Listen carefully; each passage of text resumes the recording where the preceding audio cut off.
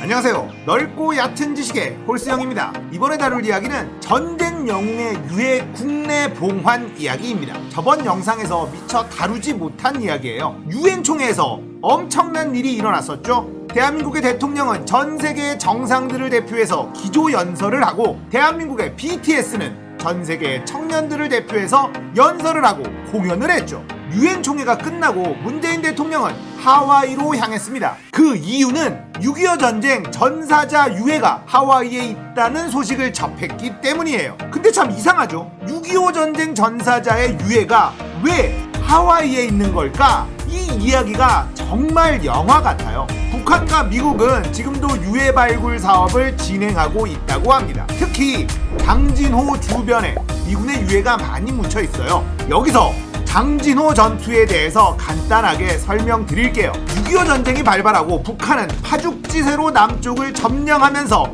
내려가기 시작합니다. 우리는 낙동강 전선까지 밀려버렸죠. 절체절명의 위기에서 인천 상륙작전으로 전세를 완전히 뒤집어버립니다. 이제 우리 군과 연합군이 파죽지세로 북으로 치고 올라갑니다. 장진호는 인공호수예요. 위치는 개마고원에 있습니다. 그 당시 추위가 어마어마했다고 합니다. 연합군은 후퇴하는 북한군을 추격해서 단숨에 전쟁을 끝내려고 했어요. 메가더 장군의 유명한 말이 있죠. 이번 크리스마스는 집에서 보내게 하겠다. 그렇게 북으로 진격을 하는데 이때 중공군이 개입을 합니다. 우리가 어릴 적 역사 시간에 배웠던 중국의 인해전술, 그 대표적인 전투지가 장진호예요. 중국의 인해전술로 인해서 전세가 다시 역전이 되고 결국 나라가 두 동강이 난 채로 휴전협정을 맺게 됩니다. 중국의 전쟁 개입은 명백한 불법이었어요. 얼마 전 중국에서 장진호라는 영화가 개봉을 했어요. 역대급 흥행 기록을 세우고 있다고 합니다.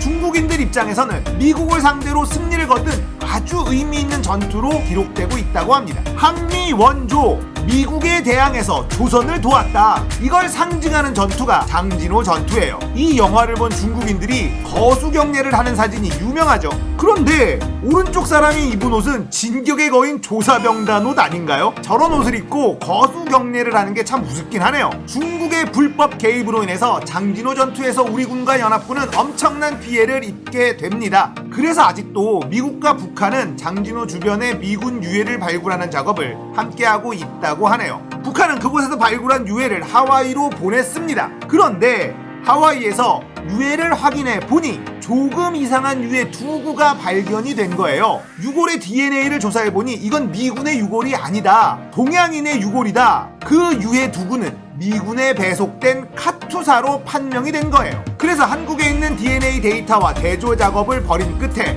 한국인 참전용사 2명임을 확인하게 된 겁니다. 김석주, 정환조 일병. 이분들은 6.25 전쟁 당시 낙동강 전선까지 밀렸을 때 징집된 분들이었습니다. 그 당시 미군은 병력이 충분치 않은 상황이었습니다. 그래서 한국인들을 처음으로 카투사로 징집을 하게 됩니다. 최초의 카투사였던 거예요. 미군은 이분들을 일본으로 데리고 가서 훈련을 시키고 인천 상륙작전에 투입을 시킵니다. 그래서 이분들은 미군과 함께 장진호까지 진격을 하게 된 겁니다.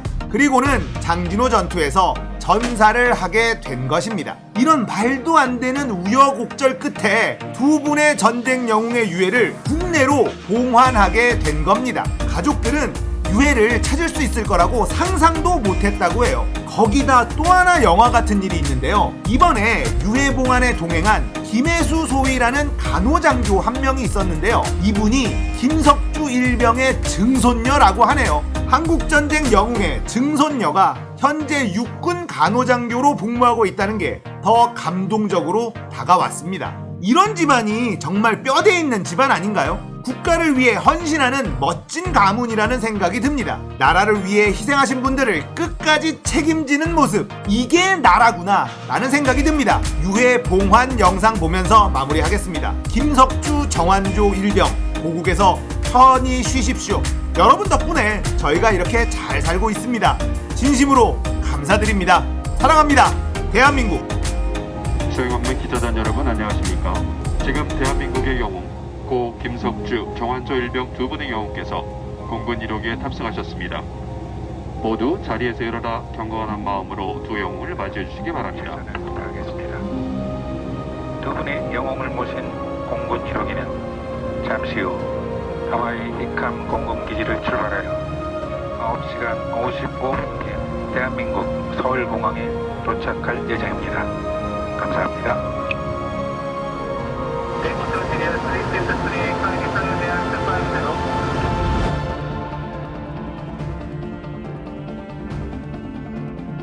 기장입니다. 공군 1호기는 잠시 후 대한민국 영공에 진입할 예정입니다. 영웅들의 귀환을 맞이하기 위해 대한민국 공군 전투기 편대가 호위 비행을 시작하겠습니다. 저는 호위 전투기 임무편대장 이재수령입니다. 영웅의 귀환을 마중하게 되어 영광입니다. 선배님들의 헌신과 희생이 있었기에 지금의 대한민국이 있습니다. 국가 수호의 임무는 후배들에게 맡기시고 모두의 품에서 편히 잠드시길 바라겠습니다. 지금부터 대한민국 공군이 선배님들을 안전하게 호위하겠습니다. 필승!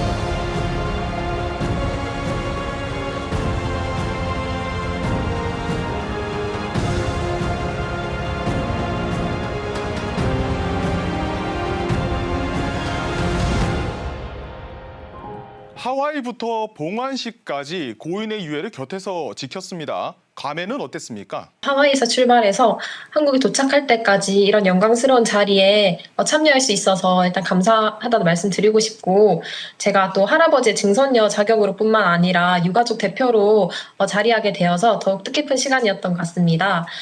그리고 또 제가 이렇게 행사에 직접 참여해서 할아버지의 유해를 모셔올 수 있어서 가족들도 안심하셨고, 그리고 이렇게 모셔올 수 있게까지 도움을 주시고 환영해 주신 모든 분들께 감사하다는 말씀 드리고 싶습니다.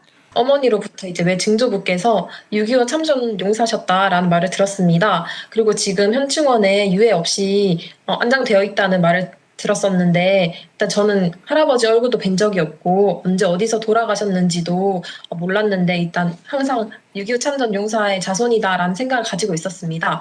그리고 이게 제가 국군 간호사관학교에 입학하는데 큰 영향을 미쳤다고 저는 생각합니다.